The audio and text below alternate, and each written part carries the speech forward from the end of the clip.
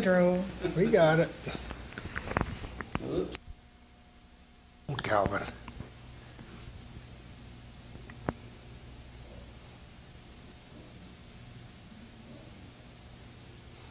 Well, hello again and welcome to our little corner on a frigid day of the 17th of January 2003. And you better be glad we're not outside. The camera would last about 12 seconds, I think, and you'd see a fog and hear a low moan and we'd all have to go to the infirmary. We're on the campus of Plattsburgh State at Champlain Valley Hall, and I truthfully have not been in this building for many years since it was part of Champlain Valley Hospital. The two hospitals merged, and many of our viewers are aware of the history we've done over the last few years, the 75th anniversary of Physicians Hospital, and the update since the two got together. But our reason for coming here is entirely different from all of that. We're here to meet a gal who knows a great deal about the French Connection. Her name is Dr. Sylvie Beaudreau. How are you? I'm very well, considering the cold weather. I'm doing fine. I'm very well, too. We've never met before this very day, so what we say is purely spontaneous, and you're going to have to draw your own conclusions. Let's get a little background on you. How did you end up in our fair city? Where did you come from? It was a very long, kind of complicated road. I came directly here from Quebec City, where I was holding a postdoctoral fellowship at Laval University. But my interest, I think the reason I got to Plattsburgh State is that in 1994 there was an opening for a Canadian historian, and various people applied, and I was one of the people who put my application in. And my PhD thesis, which I did at York University in Toronto, was on the question of French-Canadian emigration to the United States. And even though I didn't study the North Country per se, I mean, I studied the entire field of why people were leaving Quebec, how many people were leaving, where were they going, what did the people of Quebec think of this, etc. So in the process of all the research I did on the subject, my thesis covered from 1840 to 1896.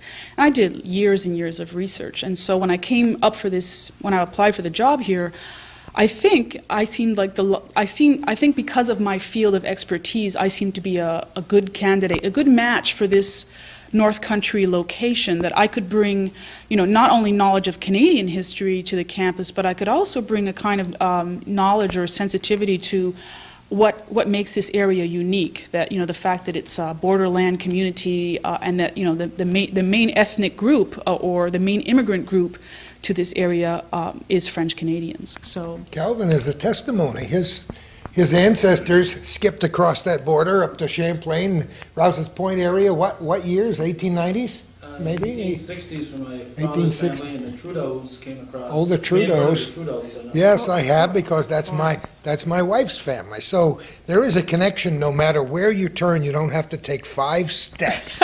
To run into somebody with that French connection. That's right. You scratch a North Country person and you'll find a Canadian. I love it. Why is it, and we've brought this up many times before, that Canadians know a lot about American history and Americans don't know a lot about Canadian history? Is that still true today for some people? I think that's pretty true for most Americans. And I think what's remarkable about being here is that even though we are so close to the Canadian border, we're we're 30 kilometers from the Canadian border, the fact remains that despite our proximity, most people know they know very little about Canada. And at times, I guess I find that frustrating, but other times I find it kind of understandable, because if you think about it, how often do Americans in their average day hear about Canada? And, I say this to my students, maybe there's 2 times you hear about Canada. One of them is when there's a cold front moving in, right? And that's mainly negative, because, where are we getting the cold? Well, it's coming down from Canada.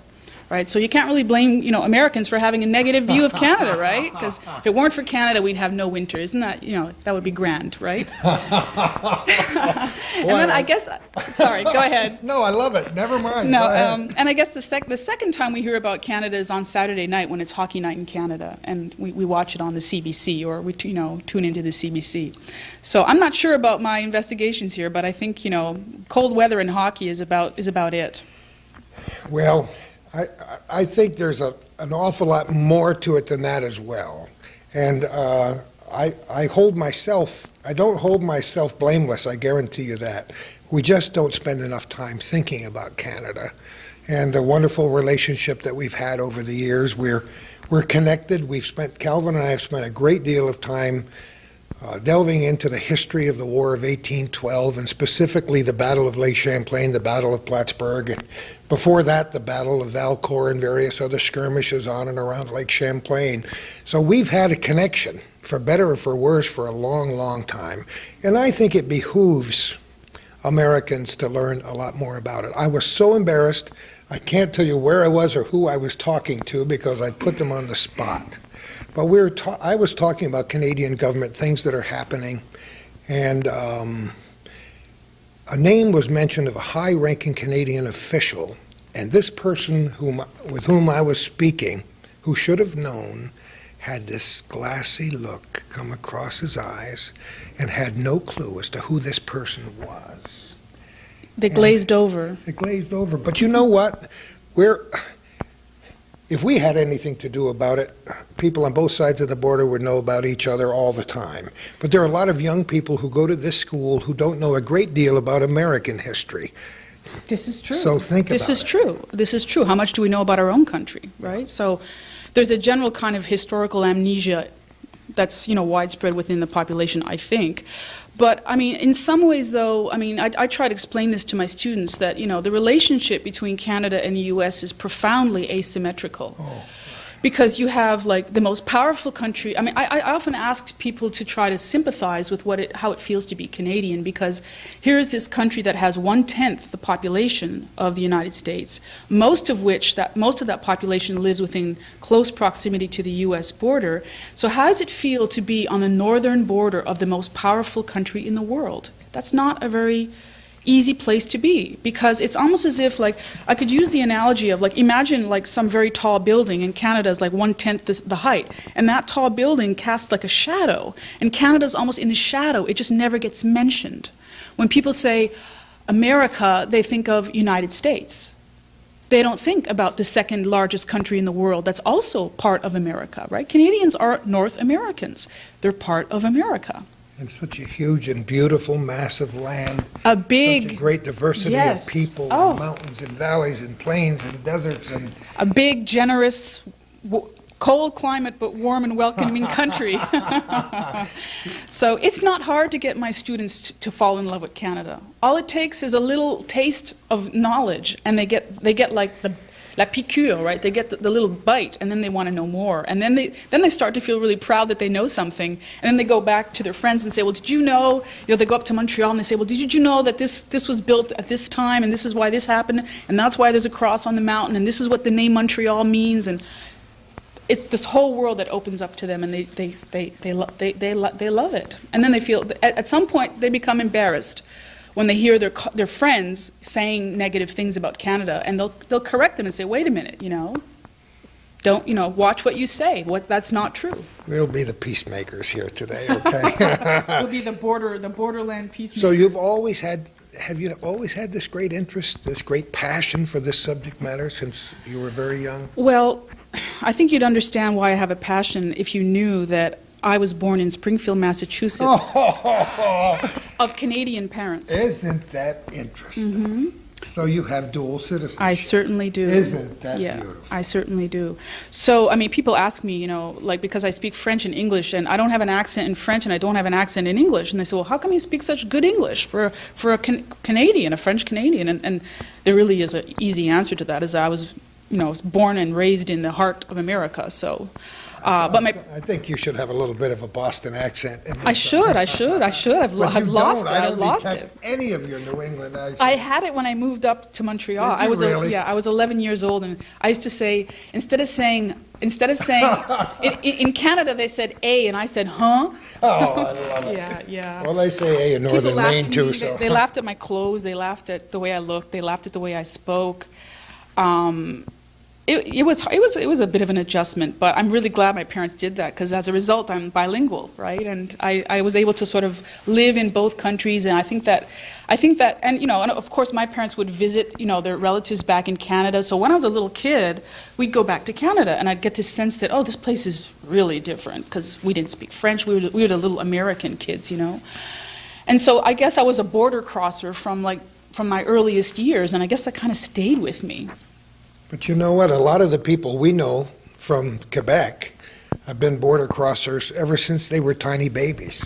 Because the influx of Canadian tourism here in the 50s and 60s and early 70s was massive compared to what it is today for all the reasons our viewers are aware of. Yeah, this is fascinating because right on Margaret Street, you must remember the L&M Motel, and I'm so sad that they kind of they tore down the old signs and the old building. But there was this old, really campy '60s neon sign, or not a neon sign, but an illuminated sign, and the thing kind of turned. It had various parts of it that turned, and one of the things that turned said "Welcome Canadians."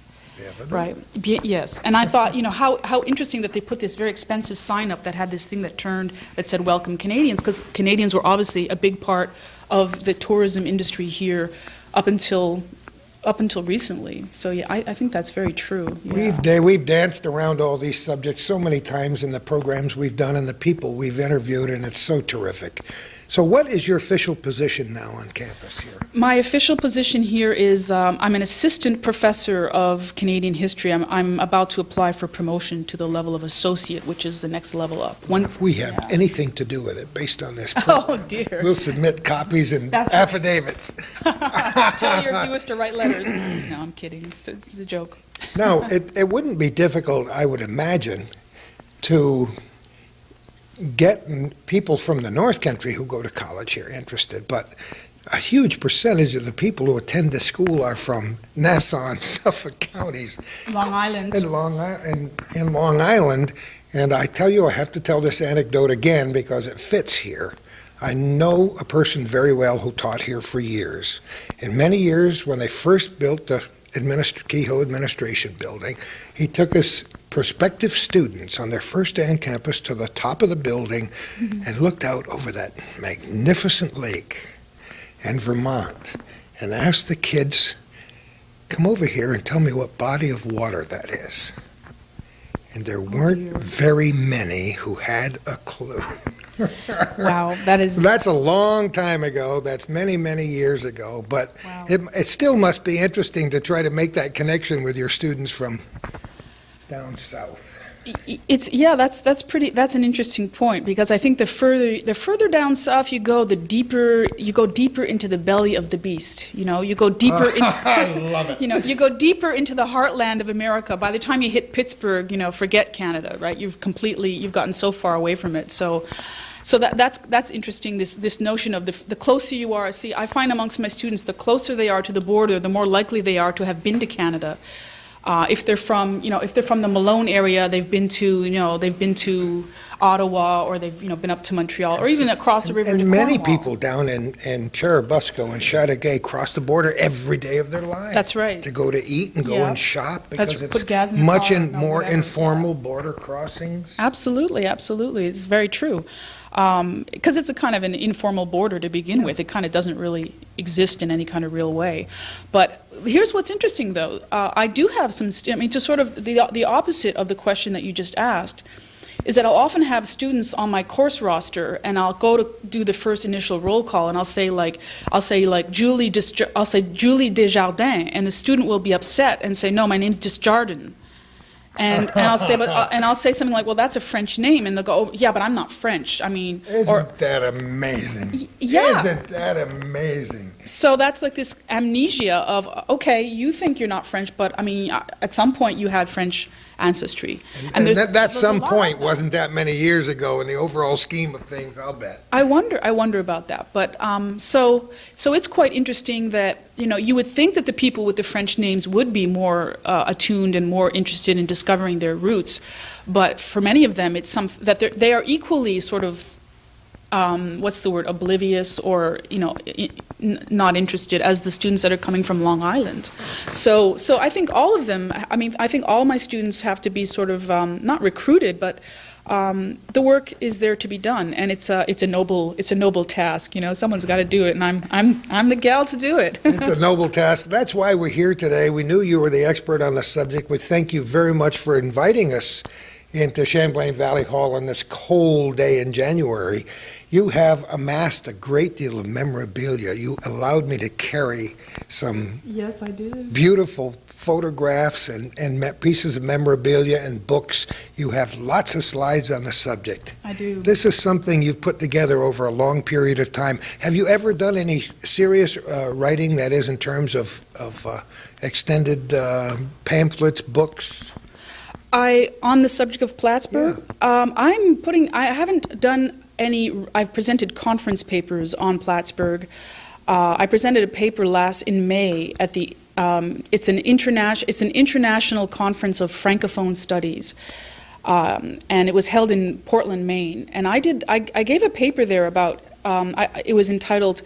It was really pedagogical about teaching, because I developed a mini course on the French-Canadian heritage of Plattsburgh, which I gave a couple of years ago. And based on that mini course, I developed this kind of pedagogical paper which dealt with how you can teach the French-Canadian or Franco-American history as borderland history, using the idea of a borderland to shed light on immigrant or ethnic history. That yes, we have an immigrant group in Plattsburgh who come from another country, but in the case of Plattsburgh, I mean, yes, they come from another country, but in this case, they're coming from just up the road, or that because we're this borderland location. There's nothing surprising that the main immigrant group here would be Canadian. I like to make this joke and say, like, Plattsburgh's the El Paso of the North. I mean, people spill down, Sure.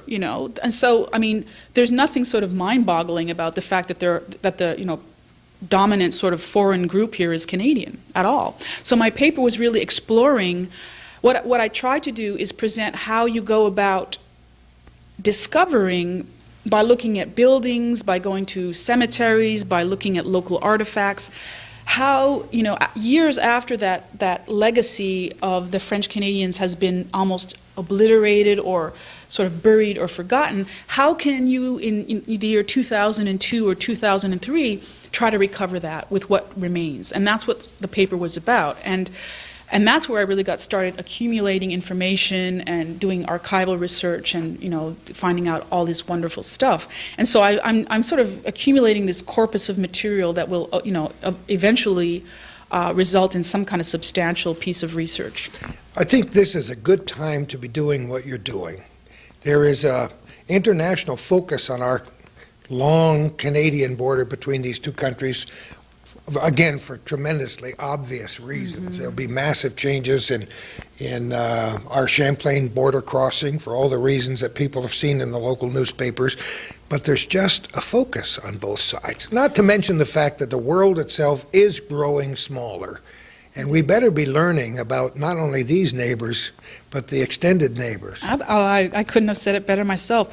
I think you're absolutely right, and you're touching on something like the borderlands and the Canada-U.S. border in general is like a hot button topic right now for the reasons that you just mentioned. But here's what I think is interesting about that, because one of the things that I was so comfortable in saying to my students about the border is that. And what Canada and the U.S. often like to tout as a kind of model for the world is they kind of use this idea of, like I ask my students, why study Canadian history? And one of the reasons I give, and it's a bit of a platitude, is to say, well, it's Canada and the U.S. share the longest undefended border in the world. And then I ask my students, like, why is the word undefended significant there? Because there might be some equally long borders elsewhere, but they might not be quite so benign. And so, I always sort of would use that as a point of pride to say that here's a border in a world in which so many borders are fraught with tension and, and sort of like, what's the word, danger and struggle and warfare. Here is a border which we by and large have taken for granted. in America, that we see, Canada as a non-threat, and this, yes, the border is an open field, but, how amazing is that most of the Canada-U.S. border is just, it's just one farmer's field, and then there's another farmer's field, and that's the border. That's and a concept that Calvin's very familiar with, because some of those indistinct border crossings exist not 30 miles from here. Yes. And they have little recording devices, which I used to hear in the scanner all the time. And I won't divulge the code words that they used when dogs and deer and coyotes and people would sneak across the border and they'd go off in the middle of the night. But that's very true, and may it forever remain benign. Benign and sort of unthreatening. But what's interesting is that I think the challenge now is how do we retain that friendly relationship and that open border, and yet also pay attention to questions of national security and for both countries. So it's putting pressure on mainly Canada and Canada and the U.S. to sort of regularize or coordinate their immigration and refugee policies in order to sort of make sure that the border does remain a kind of non-threatening one, or one that's not going to be problematic, I think, for both countries. So. And it's interesting also, I think, in terms of trade, that, one of the things, another border issue, is the sheer volume of trade that is now crossing at our, at our small Champlain border crossing. That's another issue. If we have free trade and free movement of goods across the border, that too has become, something that politicians on both sides of the border have to make that easier, have to kind of open it up. I think hopefully we're on the verge of doing that, and there are a million topics we could cover. Just go interview the truck drivers sometimes, and you get a very special point of view. I wonder what they do when they're waiting in their trucks for hours on end. It's incredible. But those changes, I hope, are in the wind. And I could sit here and talk with you all day, but we want to do some visual things. Calvin looks at me, yes, we need pictures. We're on television. Right. So you've got a whole bunch of slides to show us. Some overhead stuff. I do. I have. I think you might know that I gave 2 lectures to the St. Peter's Parish, because they're having their sesquicentennial, which means 150th anniversary, and they're quite proud of their 150 years of existence. And Father John invited me to give some kind of presentation on the history of the parish. And I thought I was the appropriate person to do this, so that I could, quite easily put this together for them. So last Sunday I gave the second of 2 lectures. And so for those lectures I put together both slides and overhead projections, transparencies, that show some images. And I basically tell the story of why it is that people left Quebec and what it is that attracted them to come and live in the North Country. And so it's quite a lot of interesting images. It's fun to gather all this information, but it's even more fun to share it, as you do every day with your students. But to do it like that for the general populace, it's got to be fun, and you can see their eyes getting bigger and bigger. I get a real charge out of it, because the local population is almost a much more captive audience, because the people that come to hear me talk really want to hear about this. That's true. And these are things that relate to their own lives and their own identities. So, and I think so few people ever talk about this. It's just we never hear anything about this in the North Country, that when they hear it, it's validating for them. It's like, oh, you mean to tell me the stories my grandmother told me were like related to some larger events? And I think I once got an email from a gentleman who had heard me speak on this subject, and he just wrote me a long email and just thanked me profusely for making his heritage come alive, and sort of demonstrating to him that he had a past, or had. Isn't that wonderful? Yeah. That's what's neat. And I suppose after this, we'll get emails and telephone calls from the Irish population saying, "Wait a minute." What about us? Because the two are the distinct groups of immigrants in this area, and their interrelationship over the years has been interesting, but sometimes problematic. And that's a whole nother ball game. So let's talk about the French heritage, and let's get into some of these great pictures you have. What do you say? All right, I think that's a very good idea. I think we should set it up and get it going. Let's do it. Too many vowels. Too many vowels. We were just mentioning the difference between names and how they change over the years, and we've talked often about how and why that happens, and there are a lot of reasons why people pronounce their names differently, spell their names differently, and sometimes even deny that their name used to be French. Because see, your name could be Beaudreau with an O, and some people might think that's Italian. I mean, it ends with an O, like so. Names that end in an O don't necessarily sound French. They sound, like they're from some other group. So it's quite fascinating to watch the names morph and to see how they. I mean, it's also interesting sometimes that someone's name might be Brown, but their original name was Lebrun, or they might be Mr. Green and their name was Le Vert, or their name might be Chambeau, Shambo, and Chambeau is short for what? Archambault.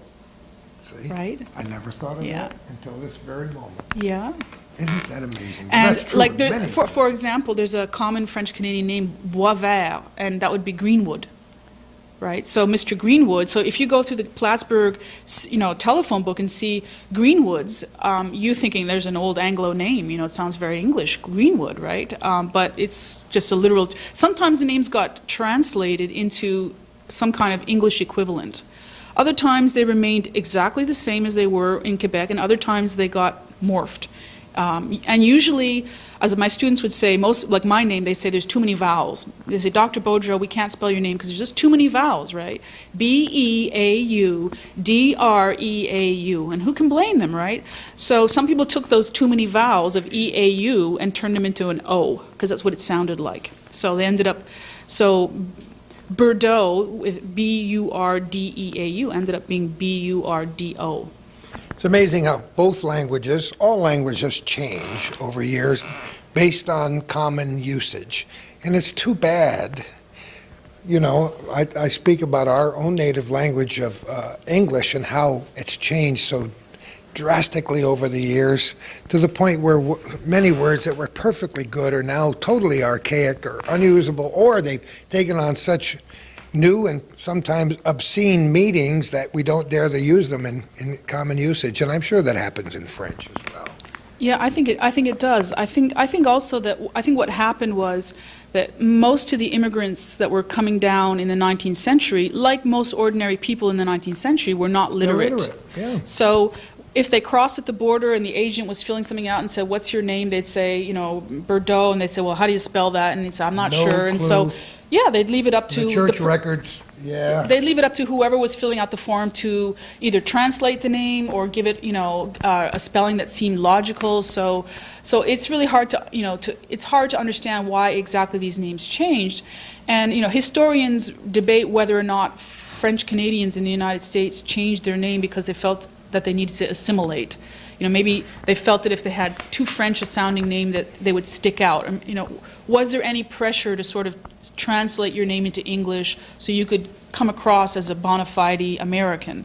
So, we're not really sure about that. We can't really, plumb the motives of people that far back. Well, if you're looking back at the records of Ellis Island and the people that came here from many other countries down through the years, you're absolutely right. The people who were writing the names down changed them and almost sometimes at will. Irrecognizably, yeah. And so it's difficult with the French-Canadian English connection to do genealogy for that exact reason. Because people can't, don't know what the original name was. Because sometimes it's so far from the original that only someone, it's interesting because I think I've lived in Quebec long enough that I kind of know all the kind of classic French-Canadian surnames.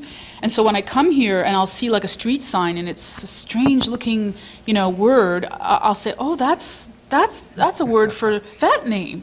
And but how else would you know that unless you already knew what the proper spelling should be? So it's a lot of fun to go around and look at all those names. That's wonderful. What do you want to show us first? Well, the first thing I wanted to show you, or I guess the first thing I wanted to begin with, was I wanted to let your viewers know that The study of French Canadians in the United States has been done, and there's quite a few things that have been written about French Canadians in the United States. And I brought in 3 books, all of which deal with what came to be known as Franco-Americans.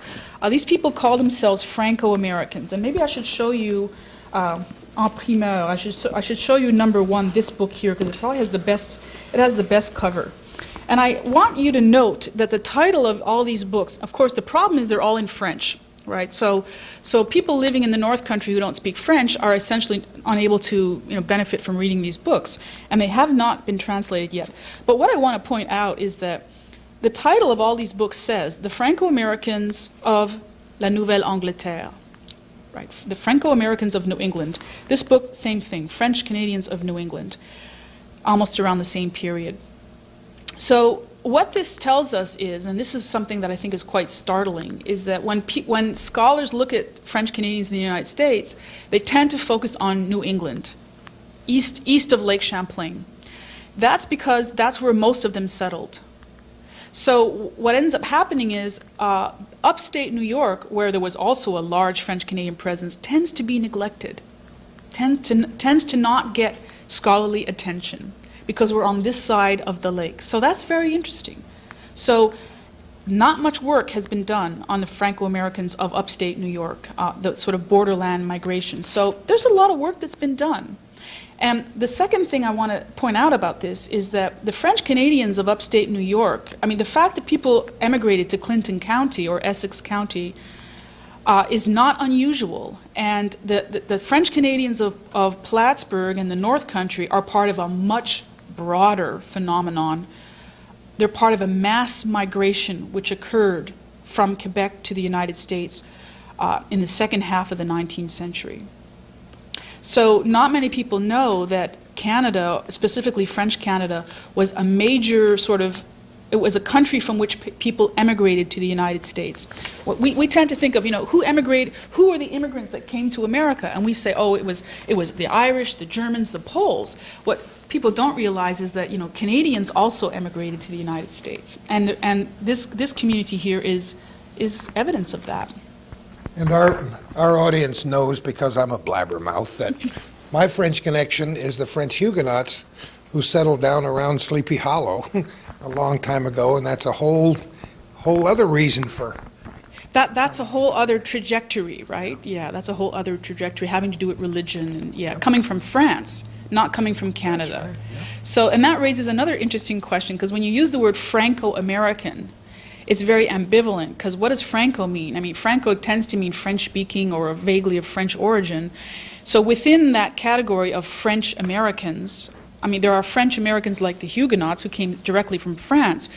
But by far the majority of the French Americans came from French Canada. So the Huguenots would be a minority in an otherwise overwhelming movement. To further complicate the issue, I'm sure that on my father's side, since my name is Little and the name is originally, the family came from Scotland, went to Ireland, to England, to Canada, across the border around the Rochester-Buffalo area, so I got it from both sides. Well, the story you just told is very interesting, because we tend to think that, we live in the 21st century, and for us, we can get around really fast. We have mobility, right? We have cars, we have trains and airplanes. We move around a lot. We tend to think that people 100 years ago just didn't move very much. But the truth is, there was a lot of mobility in those days, and people were on the move. And frequently, the trajectory was, the Highlands of Scotland to, a port city of Scotland. From there to Canada. Things didn't work out in Canada, end up in upstate New York, and sometimes upstate New York wasn't your final destination. Sometimes you ended up in Illinois.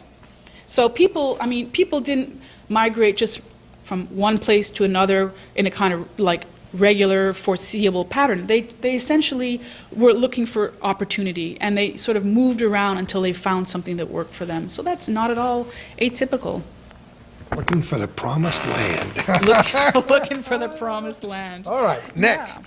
Next. Well, maybe we should talk about how French Canadian people came to the North Country. And One of the things I think that makes Canadian migration different from, let's say, Irish migrants to the United States is, I mean, of all the people that came to the United States, you know, the Irish, the Poles, the Greeks, the Lithuanians, the Canadians had something different going on, which is that they did not have to cross the Atlantic to move to the United States. So for most French Canadians, the trip was as simple as taking a small boat down the Richelieu River and ending up on the shore of Lake Champlain, or taking a train or a steamboat. I mean, the earliest thing you could do was take a steamboat. So what's interesting is the first migrants, and there's a whole long story about the first migrants, but I guess what you have to, I mean, people often ask me, well, who are the first French people to come to this area? And the first French people to come to this area were the founders of this area. The first French settler in the North Country was a man called Tremblay. So this is why you had that paper on 101 ways to spell Tremblay, because the first settler was a man who came to this area from Rivière-du-Loup. He came down in a canoe or in a small boat and settled on the shore of Lake Champlain, up by Chazy Landing. If you go up there, you'll see there's a cemetery called Tremblay's. It's called Tremblay's Bay, and there's Tremblay's Cemetery, and you'll see French gravestones in that very quaint cemetery. So Mr. Tremblay was the first white settler in the area. And of course, we all know that the area was first discovered. The first white man to discover the area was Samuel de Champlain. So the French in Quebec could actually claim that this area was discovered by one of their own. So they weren't really strangers, or they sort of belonged here, and they weren't what's the word, really immigrants. They really belonged in this part of the world. So that's pretty interesting. So we could go back to the earliest years of French settlements, and everyone's heard of most people who live here locally who are interested in these kind of things have heard of the legendary, what is it called? The Canadian and Nova Scotia Refugee Tract, which is basically a place where Moses Hazen raised a regiment of French-Canadian soldiers from Quebec to fight in the American Revolution. And when the Revolution was over, these rebels who had fought against the British were now persona non grata in Canada. So they were compensated by being given land in upstate New York, which on all the old maps it says, Moses Hazen's Canadian Regiment, Canada and Nova Scotia Refugee Tract. Why that name? Because Canada was a separate colony from Nova Scotia. Mm-hmm. So he had soldiers from, those were two separate colonies. They hadn't federated yet. So they were Canadians and Nova Scotians, so couldn't use just one word. So the land was given to them. And then the history of one Canadian historian, Mason Wade, who looked at this, he said that most of the refugees took the land, sold it, and moved elsewhere. So they didn't really remain, but some of them did. And it seems that one such refugee is this man, Bruno Tremblay, who came to be seen as the first white settler in the area. And at the close of the Revolutionary War, he was referred to as a so-called revolutionary pensioner. He traveled down by canoe or small boat, and he exited down near where Saxe's Landing is today, on a little point south of the dock. And there's no more. Apparently, his first house was built about 2 miles south of the dock. When he came down, there were two families that were already living there. A man named John Laframboise, who was the first apparently permanent white settler in the country, and another man whose name was Huot. And this man was fascinating. This man, his name is Huot de la Valinière, and he's a French Jesuit priest who apparently built the first Catholic chapel in New York State. On the shore of the river. So John Laframboise was known as Bonhomme Laframboise, which bonhomme means old man Laframboise. And so these two men, Laframboise and Tremblay, they were the first white settlers in the North Country. And this old pioneer, Bruno Tremblay, he brought with him 10 children, 9 sons and 1 daughter.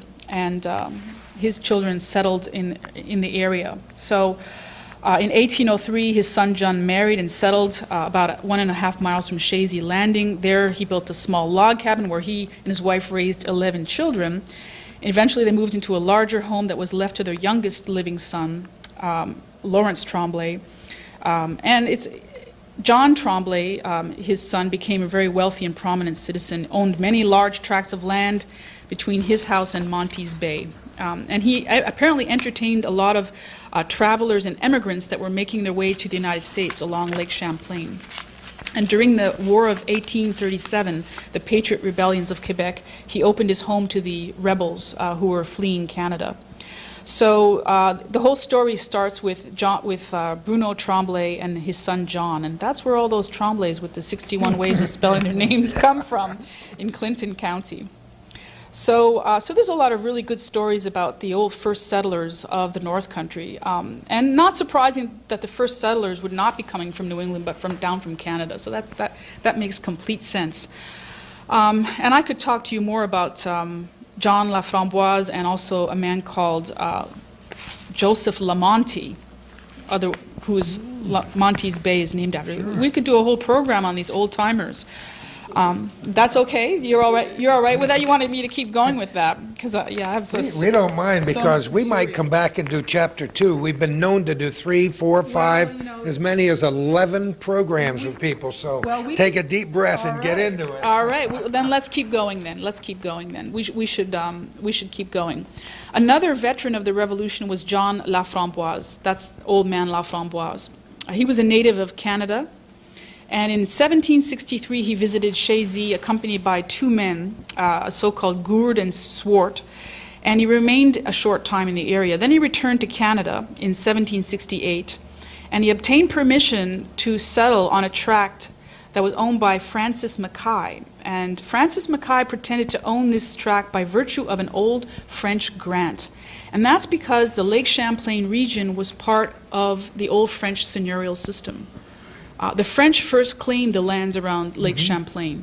If you look at the old maps of the French colonization efforts, they granted lands on the shore of Lake Champlain. So John Laframboise took possession of this land that was under an old French grant. Took possession of what are now lots number 70 and 72 in Dean's Patent.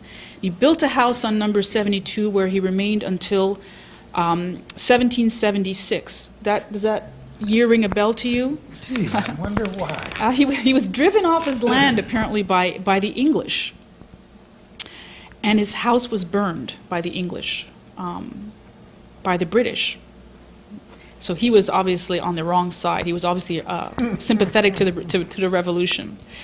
So Joseph Lamonti, who's now, we know the name Monty now, lived nearby. He moved on to a lot near Laframboise. Joseph Lamonti had moved in 1774, but he abandoned his holdings in 1776 to go off and fight in the war. Then he came back and reclaimed his land after the war. So for a few years we lose sight of these men. The historical record doesn't show anything about them. But by 1783, that's the end of the war, one Monty accompanied the party of General Benjamin Moores, who left to settle on Point aux Roches. At Albany, they were joined by John Laframboise, who was also coming back to the lakeshore. So Laframboise rebuilt his house at a point about 2 miles south of what is now known as Chazy Landing or Saxe's Landing, where he resided until his death, which is said to have occurred in about 1810. So the premises, old Laframboise's place, were long known by the present generation as the old Laframboise place, now the Stevenson farm, and occupied by a tenant named Savage. And I have to tell you that the source that I'm reading from you comes from an article. It comes from Palmer's History of Lake Champlain, so that would have been in the 19th century. So his son, James Laframboise, resided on the old homestead many years, and then he settled up amongst the Saranac Lakes. And apparently his son, John Laframboise, discovered a huge iron ore vein in the Saranac Lake area. So that's pretty interesting. So we have Mr. Tremblay, Mr. Laframboise, and there's another important name that many North Country residents are familiar with, and that's Monty's Bay. You've heard of Monty's Bay, and that's named after a man called Joseph Lamonte, capital L-A and another word, capital M-O-N-T-E. And he was also a veteran of Moses Hazen's Canadian Regiment. And Joseph Lamonte received a bounty of 1,000 acres, and his father and his uncles each got 500 acres each. Presumably, they fought as well in the war, located in the same vicinity. 8 members of the Monty family served in the Revolutionary War, so they were compensated in land that was contiguous. His grandson, we don't know that much about this person, but we do know that his grandson, Joseph Monty, was the proprietor of a brick tavern at the head of Monty's Bay. He didn't inherit any of his grandfather's land, but the sources say that by his frugality, industry, and shrewdness, he gained possession of 600 acres of land adjoining the brick tavern. So that's pretty interesting. Frugality, industry, and shrewdness. Huh? That's a good combination. Exactly. And probably the most colorful figure who lived on the shores of Lake Champlain at the time was this man, Pierre Huet de la Valinière. That's a big name. This is a Frenchman, not a Canadian. And La Valinière's life itself reveals that wanderlust could even affect religious men. La Valinière is referred to in the documents as a Roman priest, which basically means a Roman Catholic priest. He was born in 1732 in Varades, which is in Brittany, which is a province of northwestern France. And he wanted to devote his life to work among the North American Aboriginal peoples, so he became a student at the seminary of Saint-Sulpice in Paris. He completed his course at the seminary, which shows that he was devoted to what he was doing, and he was admitted to the Sulpician order. And he sailed for Montreal in 1754 and was ordained as a priest the following year. Now, we have to follow this man's life because it's fascinating. It's a long, complicated, drawn-out story. For several years, he was attached to the General Hospital of Montreal as a chaplain, where he learned to speak English from the wounded British soldiers. From 1759 to 1777, he had charge of several parishes in the region of Montreal. However, he was when the American Revolution broke out, he was suspected of leaning toward the American cause, which was a no-no for the Catholic Church in Quebec. In 1779, he was sent by Governor Haldimand of Canada to England, because he was considered to be on the wrong side. He was detained on shipboard as a prisoner for many months. Upon his liberation, he returned to France and endeavored through letters to Maurepas and Vergennes, who were very influential figures at the French court, he endeavored to encourage a French expedition for the retaking of Canada. The plot thickens, right? In 1785, after short stays in Martinique and Santo Dominico,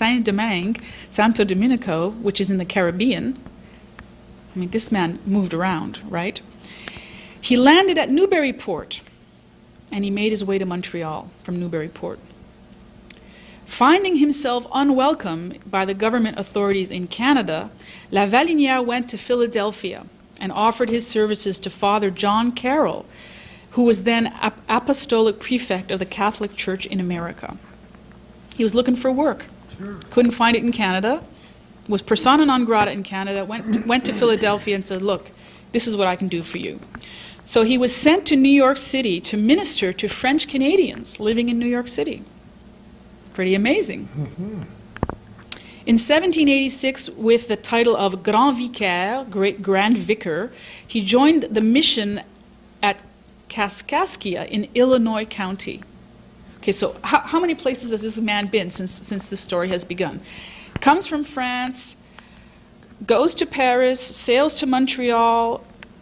What does he do from there? He's a prisoner on a shipboard. He ends up in the Caribbean. He goes to France to try to encourage an expedition to Canada. He ends up in the Caribbean. From the Caribbean, he goes to Rhode Island. From Rhode Island, he goes to Montreal. From Montreal, he goes to Sounds like a Philadelphia. great movie, doesn't it? I don't know. Yeah, Uh-huh. it sounds Wow. like a, well, we'd all be dizzy from watching it, I think. Oh, my.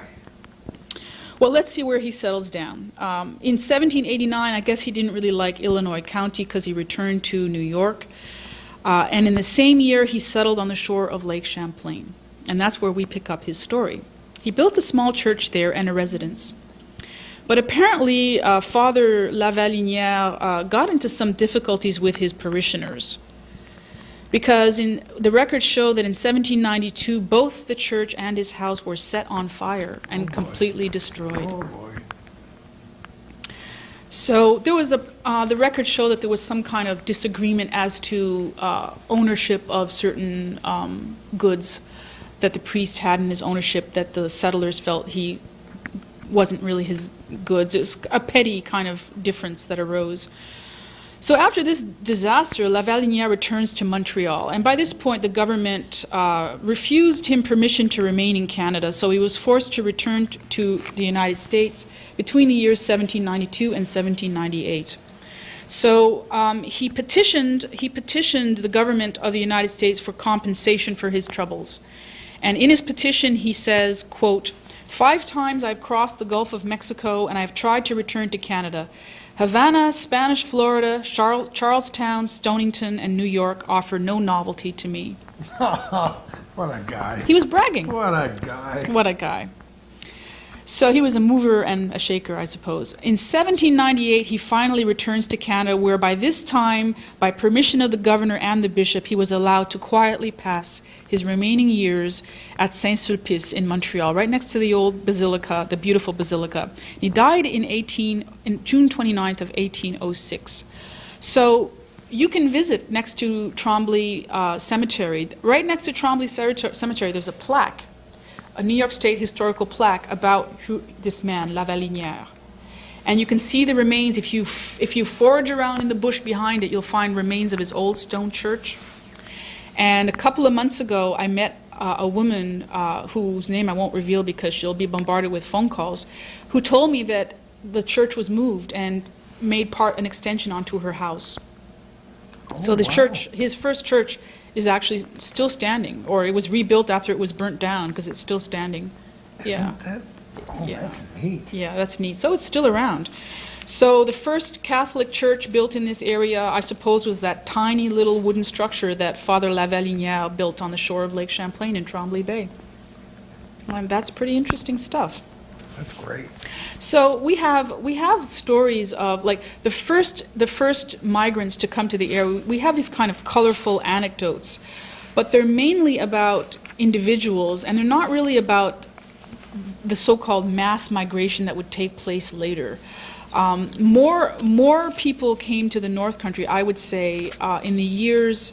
Actually, there's evidence of people coming down from Canada as early as early as the 1800s. You see French names in Champlain, Rouse's Point. So, not surprisingly, the first French migrants were on those borderland communities of Champlain and Rouse's Point, and then eventually down in Plattsburgh. So, the process of people, it's almost like, the word I like to use for it is like seepage, right? They're almost seeping down from the northern border into the United States. So by the 1830s, we see that there are greater and greater numbers of people coming to this area. And perhaps I should start by perhaps we should talk about. We know people came down here, but we don't really know why they were leaving. And so a lot of people ask me this. Well, why did people feel the need to move? Why were they leaving their homes and their own country, and expatriating themselves, choosing to live in another country? So people are kind of fascinated by this. They want to know more. They want to know why people left. And of course, that itself would take many hours to explain why people were leaving. But I can kind of give a kind of a short abbreviated sort of story of why people left. And essentially, people in Quebec were leaving, and it has to do mainly probably with the geography of Quebec. Because if you look at the province of Quebec, it's an enormous chunk of land. It's giant. It's it's the largest province in Canada. And I read somewhere that if you took the map of Canada and the United States, and if you folded it at the border here at Champlain, the top of Quebec would reach the tip of Florida. That's how large that province is. The interesting thing, though, is that even though Quebec is a gargantuan-sized province, the interesting thing is that most of it is uninhabitable. I mean, most of it is taken up by the Canadian Shield, by this kind of rocky outcropping that is full of lakes and bogs and woods, and not really suitable for farming or agriculture. I mean, you can't really make a living there. You can do mining, you can do fishing, you can do lumbering, but you can't eke an existence out of working the land.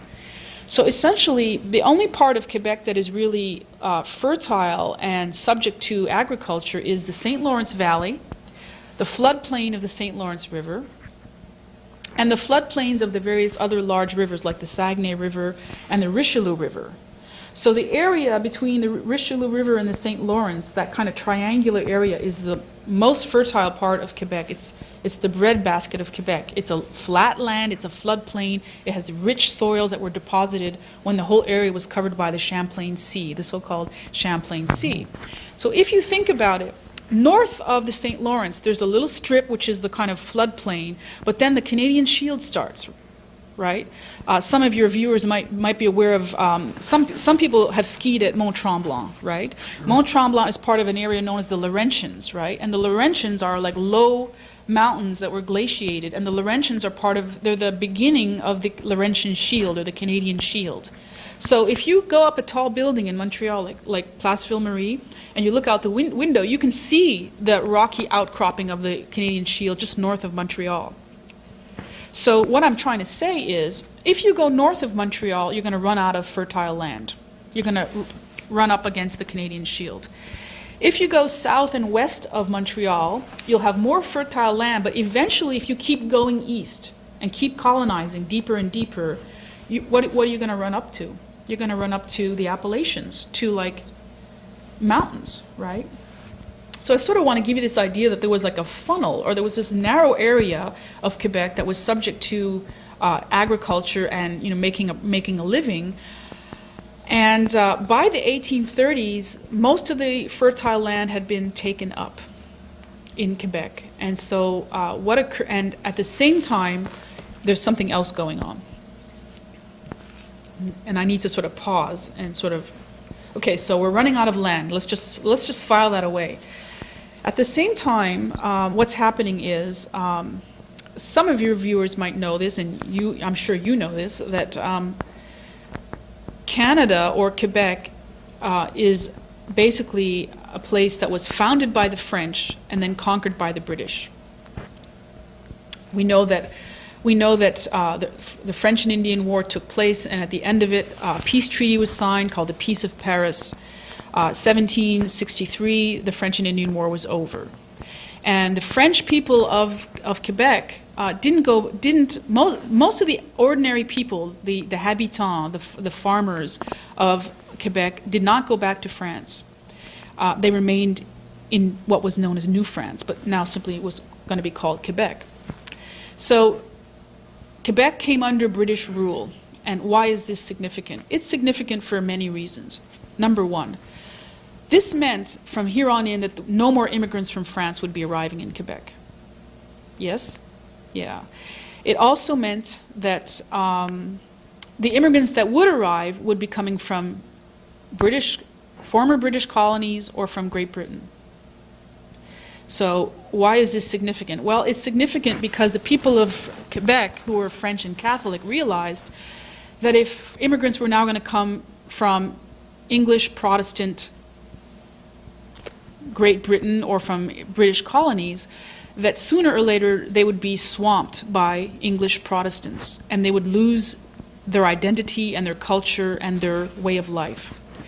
So the Catholic Church, which did remain in Quebec to look after to tend to their flocks, as they would put it, to tend to the faithful, the Catholic Church embarked on a policy of encouraging large families. And this came to be known, historians have a great word for this. They call this the revenge of the cradle.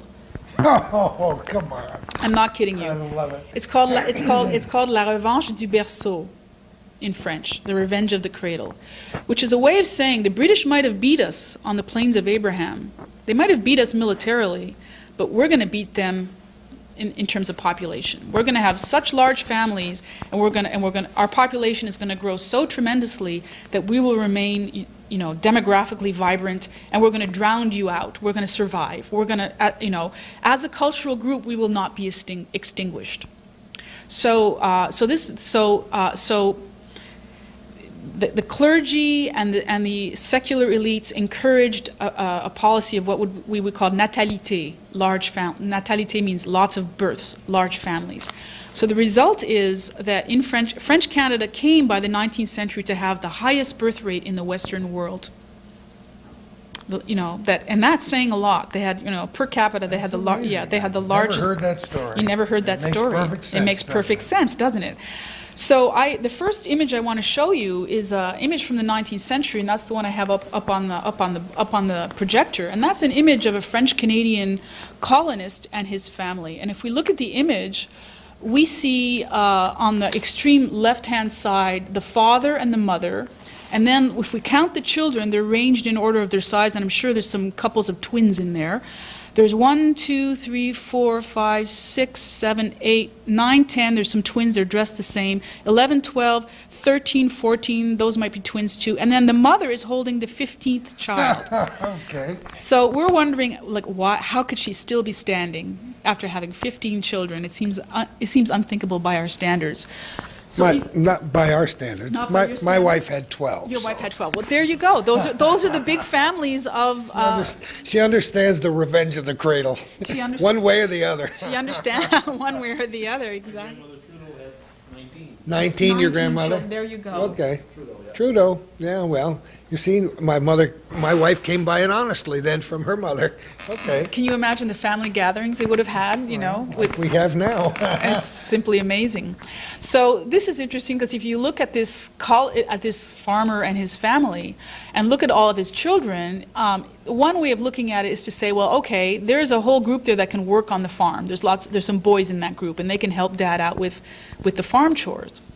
And what's interesting, there's also girls in the family. And girls on the farm were not as useful as boys because boys could do the heavy lifting and the heavy labor, and girls, they could do a lot. The girls could do quite a bit, but they couldn't really do the farm labor. So it's interesting because if we look at this family on a farm, they might struggle, especially if it's a new farm and they're breaking new land. But if you take this family at this point, they have at least 4 adult children or 4 teenage children. If this family moves to an industrial city, then at least 4 of the children can work and get wages. And in those days, you gave your wages to your dad. Of course. Kids didn't work, like nowadays the parents work for their kids. But in those days, it was the opposite. Kids worked for the parents and for the family, and they contributed to the family well-being.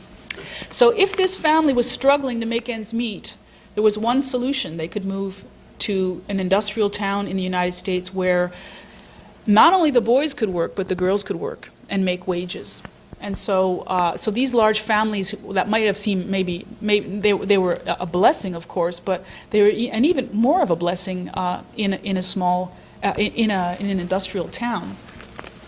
And another image that I like to show is this image that I have right in front here, which is an old picture. And believe it or not, this is a picture from my family's family album. And is it really? Yeah. This is a picture. These are not relatives of mine, but they're relatives through marriage of my family. And this is the Jacob family, the Jacob family, who my mom says were descendants from a Jewish family that intermarried with French Canadians. Their name was Jacob. And It's amazing. It's amazing. And like when you look at this picture, as I like to do, we kind of can tell that there's interesting things we can see here. Can you see how there are blankets that have been nailed to the back of what looks like the barn here, right? Mm-hmm. It looks like they nailed this plaid blanket down, and then there's another blanket here.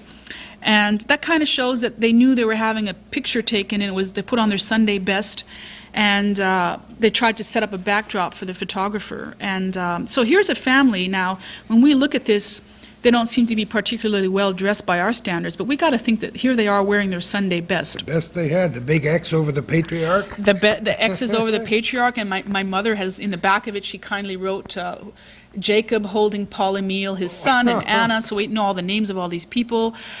And here's an interesting picture, because here's the patriarch right here on the extreme right-hand side, and here's, I guess, his son. This is his son right here. You would guess, and if you look at the hands of his son here, you can kind of see that these are the hands that are used to doing hard labor, sure. right? Thick fingers. Thick, yeah, big fingers yeah. that are used to working with, wood and agricultural implements. You can see they're sitting on handmade chairs, the Canadian style hand-hewed chairs that people made themselves. And you can see the old patriarch also has kind of rough-looking hands, and in this hand especially right here. Yeah. So here's a typical family that emigrated to the United States. This family left the United States. So when you had children, like here, if we look in the back row, you've got one girl, the tallest girl here, she can work. The girl next to her, she can probably work too, because child labor was allowed in those days. Oh, sure. There were no laws regulating child labor. So this family was, they were eking out a living in Canada. They weren't starving, but life was not as good as it could have been in an industrial setting where the older children could be sent to work. So the father would work. The older children would work, and they would pool their wages, and together they'd make a decent living. So here's what's interesting. What were the options for a family like this? Well, there was two things that they could do. If you had older sons, and you didn't want, if you had older sons, there was no more land for your older sons to settle on. So essentially, the crisis came that you had not enough land, right? They were running out of land at a time where people were having huge families. So in this situation, you have two alternatives. There's no more land for your sons to colonize behind yours. Or, you can't settle your three sons on land that's just down the road or contiguous to yours or in the next county. There's no more left, or what is left is too expensive and you can't afford it, because scarce land jacks the price up, and it's not affordable. So there were two solutions. The elites of Quebec encouraged something called colonization. And colonization is the word that was used for one alternative that was encouraged was the government of Quebec wanted people to stay in Quebec, because if you lose people, then you lose voters and you lose power in Canada. Sure. If French people are leaving and moving to the United States, then the population of Quebec is shrinking, and Quebec has less power within the largely British-dominated country of Canada. So one of the things that you could do, and one of the things the government encouraged people to do, is move away from home, but move to a remote part of Quebec like the Saguenay region, or the region north of Ottawa, it was called Outaouais, north of Ottawa. There was all along the more remote rivers, along the Ottawa River, along the Saguenay River, remote areas of rural Quebec. These families were encouraged to go take up land, clear the land, and start new agricultural settlements in these remote areas. And the image that we have on the screen right now is an image of, it says at the bottom, habitation de colon de deuxième année, which means habitation or house of a colonist after 2 years of backbreaking labor. So here were your choices. You could go live in what we would call the boonies today, right? You could go live and clear land. You can see on the image that there's like a band of trees in the back. So the farmer was able, with very primitive tools, to cut down the trees and pull out the roots and push the forest back, and live for 2 years on nothing. I mean, how do you support your family for 2 years while you clear your land? You don't see any cash, you don't see any profits. You're having a really hard time of it. It's rough work. You're living with mosquitoes, you're living with poor nutrition, you're living in isolation, and very frequently the wives would complain and say, look dear, I think we can do better than this, right? I think there's something else out there for us. So sometimes people tried doing this, and sometimes it worked, other times it didn't. They got discouraged, and they said, okay, what can we do now? What's our alternative? Let's go to where there's jobs. Let's find some opportunities where we can earn cash. And sometimes they wouldn't give up their farm. The whole family would move to the United States, work for a number of years, save their money, and then come back and make a go of it. And this time have some cash to be able to really make it work. So that's how things got started. So there were two ways you could deal with this overpopulation. You could, do this colonization and move to the remote areas, or you could expatriate. You could emigrate. That was the other solution. So French Canada became known as a kind of immigrant, a source of emigration to the United States, starting about the 1830s and going onward. Right. So let's. All right. Next. Well, next, I feel like I'm like a one-woman interview here. Just like you wind me up. You just wind me up. I don't see anybody else in the room, and I have. Me up and I keep going. Well, here, this is interesting. Before I talk about politics, I'd like to just say that sometimes the decision to, like in the case of the North Country, what I like to sort of to conceptualize is that we have to imagine a world in which the Canada-U.S. border, I mean, we talked earlier about how the Canada-U.S. border is almost non-existent. I mean, it's like there are so many areas. I mean, the border exists when you go up, the North Way, and there's a highway, and you see that there's a legitimate border crossing, and you say, okay, yeah, this is a border. But in many places, in the more remote areas, the border is just, like I said, it's just an open space. There's no Great Wall of China, there's no series of mountains, there's no, except for the St. Lawrence River, which does form a border for quite some ways. East of here, the border is just an open field. And this is the case in the year 2003, so we have to imagine that, that 100 years ago, that border was even more of a question mark. It was even less existent, if you can put it that way. And in effect, there were no laws regulating the passage of people across that border. That's important to mention that. It's important to mention that you could come and go at will. There was no, unlike today where we have quotas and you can't, if you want to go, like if an American wants to live in Canada, it's somewhat complicated and vice versa. But in those days, you could come and go at will, pretty much.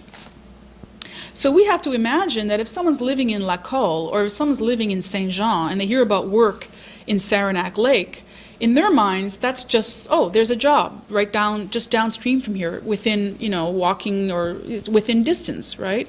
So you have to see it as a kind of a labor market that is regional. That, if maybe what's interesting, here's what's interesting, is that sometimes when farmers were having a hard time making ends meet, we know that there are these long Canadian winters where there's not much to do on the farm, and aside from carving and making furniture and doing other maintenance of things, there's not much to do. But what a lot of French Canadian farmers did to sort of earn some cash was they went and took work in logging camps in various parts of Canada, in the north of the Ottawa River, in the Saguenay region, and ultimately they went to logging camps in upstate Maine and in upstate New York. And there's nothing surprising about that. They were skilled at working in the woods, and they were skilled woodsmen. They had a long tradition of doing that kind of thing. So whether you take a job in the Ottawa Valley or in Glens Falls or in the Adirondacks, it's one way or the other. You need work, and whether you go on this side of the border or the other is rather immaterial. So one of the first things that sometimes emigration didn't really involve making a decision to leave the country. Sometimes emigration was just a question of finding a job. Sure. So we have to sort of keep that in mind, that historians like to theorize about things, and they like to say, well, this is why this happened and this is why people did things, and try to give motives, but people were looking for jobs. And here's an image that I have on the screen of loggers who are moving around these big logs along a river, trying to get them into the river. And this is the kind of work that French Canadians were very well known for. And this is what they did very well. And they did it in great numbers. And we have to imagine that this is the logging industry at a time when there was very little mechanization. So most of the work was done by, muscle power, not by machine power. And I like to include, for the viewer's pleasure, That was an image of lumberjacks using peavies, those Oh, sticks. yes. Yes. What's a peavie? I said to Yeah, myself. we What's a know it. peavie? It's that instrument they use with a point at the end to move the logs This is a around. great part of the North Country lore. How do you like this photo here? Can you see what's here? Oh, my goodness, yes. Let's show this Can to you- Let's show it to your viewers. Can you imagine those poor horses trying to get that thing going? Listen, my father-in-law, I won't Go ahead. I won't detract from your No, from go your ahead. patter here, but my father-in-law was worked in the woods. He was a little guy, and he told me stories like this, and how they would get these loads going Downhill. sometimes. downhill, Yes. and they had these great devices that we've seen at the Adirondack Museum and Blue Mountain Lake to inch them downhill, and when these devices would break and the loads would go downhill and kill the horses and men, and Dangerous. this whole business was, they didn't wear hard hats in those days. No. And what about dancing on the logs in the water? On the cold, frigid water. A lot of great literary works, poetry and music. Music especially Music. is so charming, connected with this. Yeah, it's phenomenal. Yeah, this image to me just speaks volumes about, Oh, my I mean, goodness. how did they get the logs up on that so high? And you can just imagine that if this whole edifice came crumbling, that it would not be, it would not be a pretty picture. And so you have to sort of imagine the kind of, that these people needed a lot of energy and that they worked very hard, and this was, difficult labor. And there are the horses in front. And I've heard stories about how sometimes once this thing got sliding down the side of a mountain, it started to gather that's speed, what and the sure. horses themselves would have to run fast enough to out. Very difficult. to- Yeah. Yeah. So I mean, it's an interesting photo because it kind of shows the kind of labor that was engaged in, but also the hardship of the life that these people had doing this kind of labor. So so many of the first They leave their families and be Yes, there all the winter time, long. living in a and come camp, back. living Yeah. in a camp. Yeah. That was And an interesting life. and there would be a priest at the camp Yeah. to make sure that the men's morals and they wouldn't lose their religion. while they were Sometimes there. almost a losing. A losing battle, yeah, a losing battle. And so the Adirondacks are full of the lore of the Oh, lumberjack. Yes. Most of the, not all, because they came from all over all groups. I mean, Americans did this. I mean, Americans, native sons of America did this. Immigrants did this, and French Canadians in great numbers. So like people coming here in great numbers, it starts with this seasonal migration. So if you came for a few seasons, eventually you might figure out while you're down in the Adirondacks, you might hear about other work in the area, and pretty soon what seemed to be just a seasonal migration becomes a permanent thing. And you end up, living in this area. So this is how people who never had an intention of leaving their country ended up doing so. So that's an interesting thing to keep in mind, that these decisions were not always made like, should we leave our country or not? It was more a decision of, can we find work or not? Yeah. Utilitarian reasons for a lot of things. And when you said, we talked about music and poetry and a lot of the great French-Canadian dialect music and Oh, it's poetry wonderful. and humor It's that amazing. survives. Yes, the humor about the strong men and the Oh, river men and the giants and the people who could perform great feats. It's all really good stuff. It's really, really charming. And it's also interesting to realize, you have to also think that for most of these people in the 19th century world, there was no social insurance. There was no government stipends to get you out. If you were unemployed, you were unemployed, and it was your business to find a job. And you did what you needed to find a job, including moving and going to, and doing like really rough labor. That aspect of life is relatively modern when you stop to think about it. You don't have to go back too many generations before the ages of welfare and Social Security. Yeah, so I mean, there was a real sense that, not a sense of desperation, but a sense that you needed, that you were on your own and you needed to find work, and that was that. And so people worked very hard.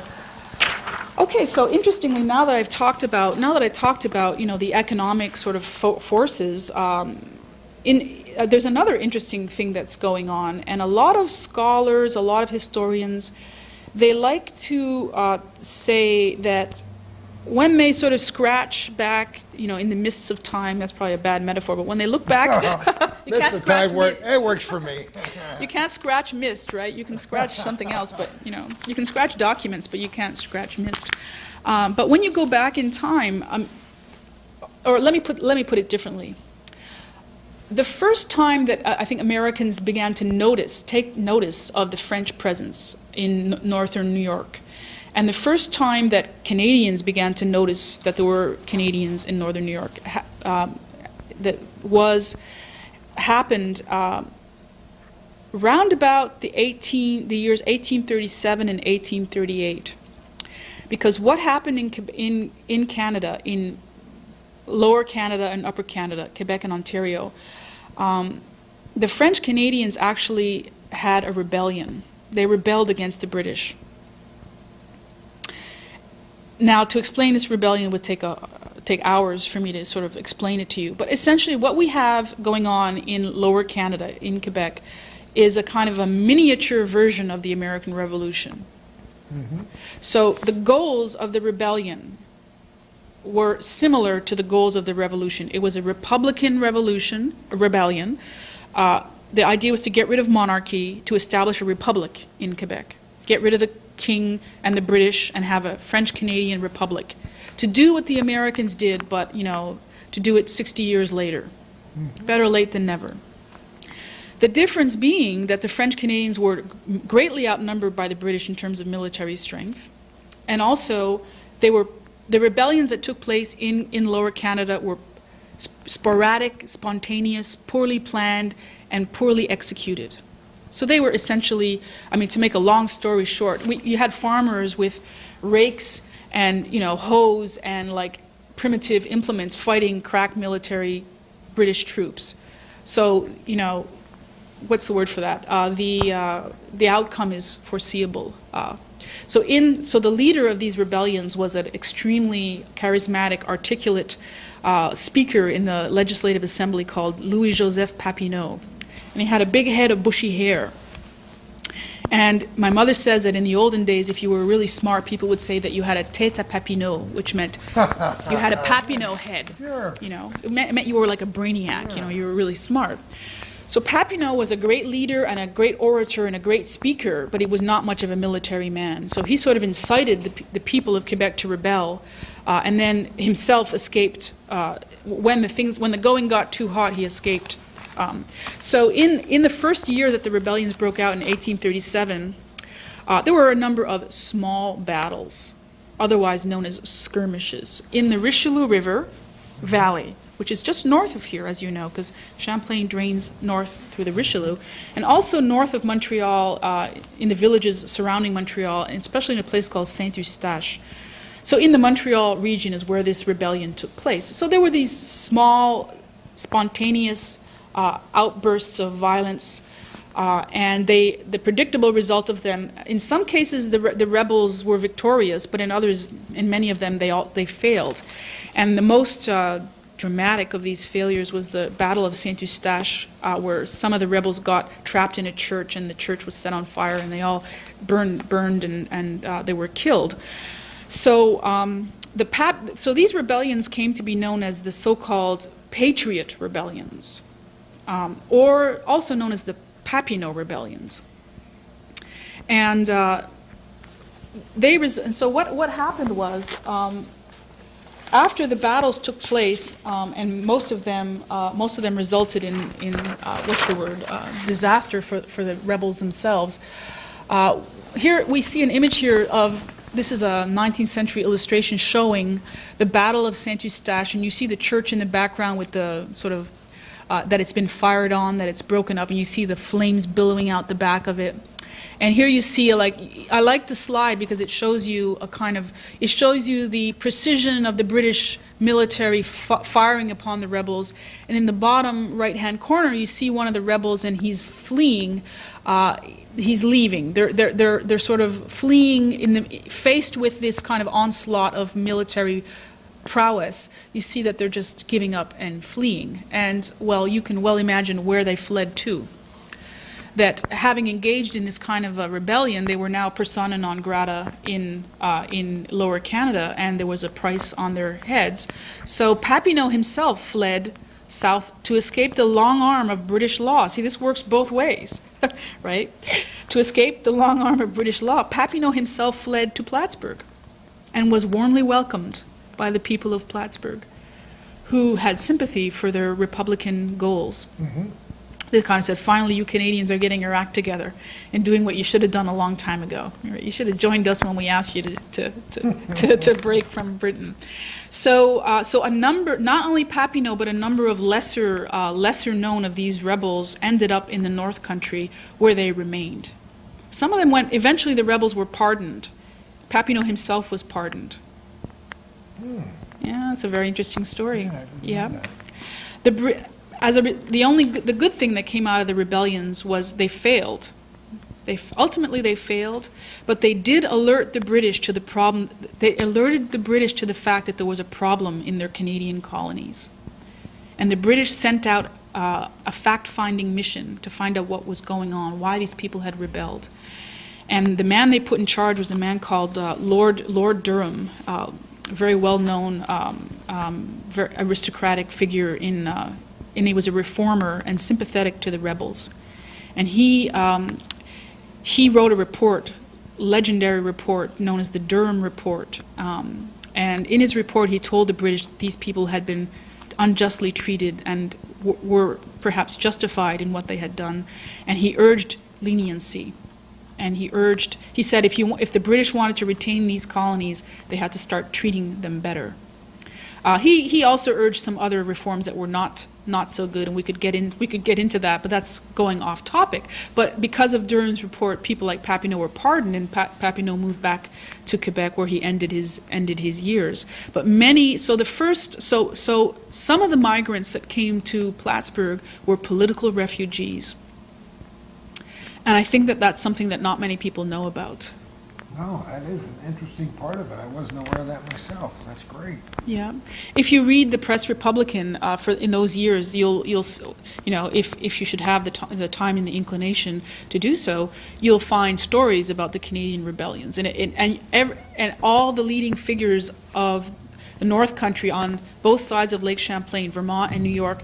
In their papers, you will see that they're writing about these rebellions because they had an impact not just on Quebec, but on the North Country as well, because I mean, there was a war going on, just north of us, so it was seen as something that had an impact on, like, if people were doing trade with the Canadas, which many of them were doing, right, trading along Lake Champlain up to Saint Jean, the rebellion disrupted that. Sure. So people were aware that this was going on. So I think that's pretty interesting.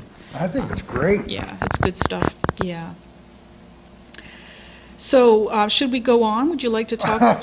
Should I go on? Sure, let us go on. Right, Galvin?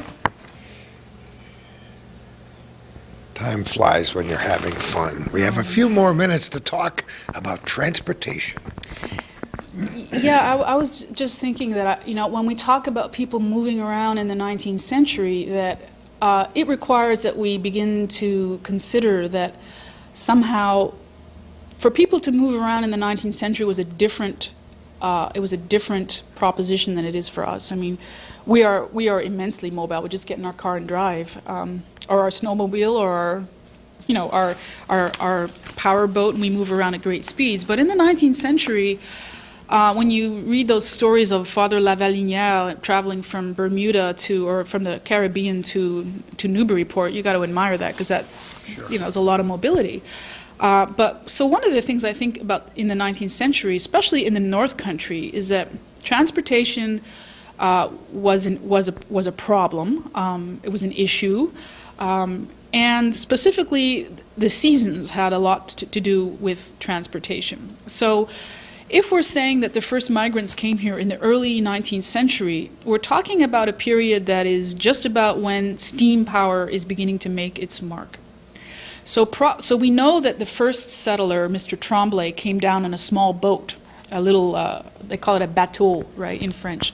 Not necessarily a canoe, but some small... larger, double-ended... Some boat that has no means of propulsion other than maybe oars of some kind.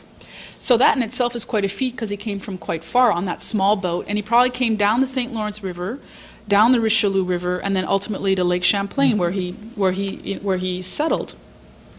So people got around in the 19th century in the summertime using small boats that were propelled by small sails, or by rowboats. So that really limited your mobility to a large degree. And the problem with boats for getting around in this trackless wilderness, see, because most of this area was a trackless wilderness. Sure. So the best way to get around was using a boat. So if you were close to a river or a lake, using rivers and lakes, that's how you got around. And Canadians have a long tradition of getting around with canoes. That you just row your way, and it takes days and days to get where you want to go, but that's the way things were done. But the problem with that kind of transportation by boat, and this was even the case with steamships, is that the rivers froze for 6 months out of the year in those days. So when the rivers froze, I have this image that in Canada everything closed down.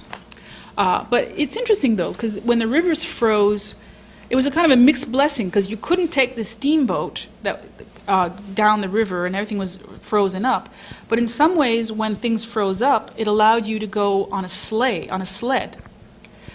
For example, you know how there's Montreal and then there's the St. Lawrence River, and on the south shore you have the parish of La Prairie, right? And La Prairie, there was no bridge linking them at this point. But in the wintertime, there was an ice bridge. So people from La Prairie could get to Montreal more easily in the wintertime than in the summer. And they would put like tree branches along the way in the ice to show where the road was to get to Montreal, so there'd be no problems, like an ice road. So ice was a bit of a mixed blessing for transportation. And here on this slide here, we see the typical mode of transportation in the winter, and we see a habitant, which is what you call the French-Canadian farmer. The habitant he's driving what's called a carriole, which is a kind of primitive, it's like a box-like structure on cast iron blades. And he's got his horse. His horse is equipped with special horseshoes that have spikes in them to be able to go on ice. And you can kind of see he seems to be setting out onto like a river or something here. And this is how people got around. But I don't think you would venture far from home this way. This is how you would go visit your neighbor Jean-Guy, or you would go visit your grandmother who was down the road, but you wouldn't go great distances this way. It's just too cold and it's too difficult. But you could make such a journey in the summertime and stop at stagecoach houses, which were all along between here and Montreal. There were large homes that were inns where you could stop, feed your horses, have them drink and refresh themselves. So a trip was as far as your horse could go, and then he would need rest and refreshment, and so would you. You need to stop shaking around, and get a bit of quiet time. So transportation was an issue. So as long as things were kind of frozen up, or as long as it was a trackless wilderness, you could get across the border on foot, or with a wagon with your horse, or with a calèche like this. But things started to change with the coming of steam power to the Lake Champlain region. And we know from the historical documents that the first ferry that was built for the Lake Champlain region by the famous Lake Champlain Transportation Company, the first ferry was known as the Phoenix. I don't know why they called it the Phoenix. Maybe it was rising from the ashes. The Phoenix was built at Vergennes, Vermont in 1815. And it could cruise at a speed of 8 miles an hour. Pretty speedy in those days. That was pretty good stuff. Now, steam power was a tremendous technological advance for one simple reason. It was reliable. If you were going to take a boat that was a sailboat, if there was no wind, you couldn't leave.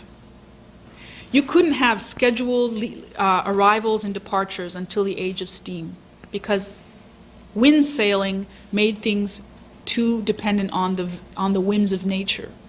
So this is true for transportation throughout the world. I mean, steam power simply allowed business to run on a more regular, scheduled sort of timetable. So because it was more regular, because it was more reliable, it allowed you to transport people on bigger boats or merchandise on bigger, more powerful boats. So the first steamboat was in 1815. The next one was the Franklin. It was built at St. Albans Bay in 1827. And the Franklin had greater ambitions. It operated between Whitehall, New York, and St. John's, Quebec. So from the earliest time, from 1827 on, you can go from St. John's, Quebec to Whitehall, New York, and all points in between, which means that you are now able to travel on. There are like multiple departures, and you're able to travel across the border. So the Lake Champlain region, we know that Lake Champlain spans the border. So the boat's not going to stop just because that's the Canadian side. I mean, there's business to be had in Canada as well. There's passengers to be had. And here is a illustration of the Ticonderoga, which is a later steamship. And you can see the big smokestack right in the center of it, which shows you how it's powered. You can see the size of it, and so there were more and more of these steamboats, and it became very profitable, moving people and moving. As the ferries continue to do, they move people, but they also move trucks full of merchandise across the shore and beyond. So I'm venturing to guess that many of the migrants began to arrive in this area because transportation changes facilitated it. Oh, sure. Makes perfect sense to me. Makes perfect sense, yeah. I can't wait till we come back. We, of course, when we begin this program, we have thousands of cue cards and little people that run around telling us what to do next, and what I said is not true at all. We just fly by the seat of our pants, which makes it so much fun. And Calvin and I have both started our liberal education today.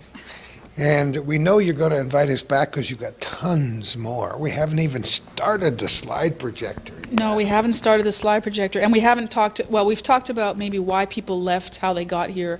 But what we need to do is talk about when they got here, what happened, what did they, how many people came here, where did they choose to live, what kind of jobs did they have, how did they organize themselves into groups, and what we're going to find is that the French Canadians who moved to Plattsburgh were very intent on maintaining their cultural identity and managed to do so for quite some time. So I have this feeling that what makes the North Country unique, at least one of the things that makes it unique, is that, I like to say, there's a little bit of Canada everywhere throughout the North Country. And I like that. It makes it that much more delicious. Think of Dr. Sylvie Beaudreau as an artist. We have a huge canvas of video and sound, and she's made just a few brushstrokes around the corners. And as we come back and do chapters 2 and 3 and perhaps 4 and 5, we'll fill in that painting until the entire mural is finished. And why not? It'll be a work in progress. There's always more to be added to this as you go. The more you find out, the more you learn, the more you find out. It all sort of it's like a snowball effect. It just keeps growing and growing. Yeah. But one of the greatest comments we get about this program and the other programs that Calvin has done is that people enjoy the history. It's so much easier to watch it on your television screen than to go to the library, although we encourage that. There are copies of all the old Plattsburgh newspapers going way back into the 18th century in this area, and there are ways where you can get on the internet and follow up on some of this research. But seldom will you find anybody who's more pleasant and charming than the doctor's been to us today, and we thank you so much for inviting us here. Yeah. This is great. This is an historic building that we're in, all by itself. The oldest building on the campus at Plattsburgh State. Now, wasn't this building founded by Catholic? Wasn't the hospital founded by Yes, it Catholic was. nuns? By the Grey Nuns, The Grey it Nuns? certainly was. Who came from Canada? From Montreal. From Montreal. So we've come full circle. Haven't we? Well, maybe not full circle, but if we haven't met ourselves coming back, we will maybe the next time around. Thank you so much. We didn't even get into whether this building is haunted or not, but that's another tremendous interest of mine. Someday, perhaps we will. We'll be back again. Thanks again for having us here. The best of everything for the rest of this cool winter, and maybe the weather will be better when we return. Thank you very much. It is a pleasure to be here with you. Thank you, Doctor. Thank you, Calvin. Thank the good Lord for giving us the strength to do it one more time. And who knows where we'll be next time for our little corner.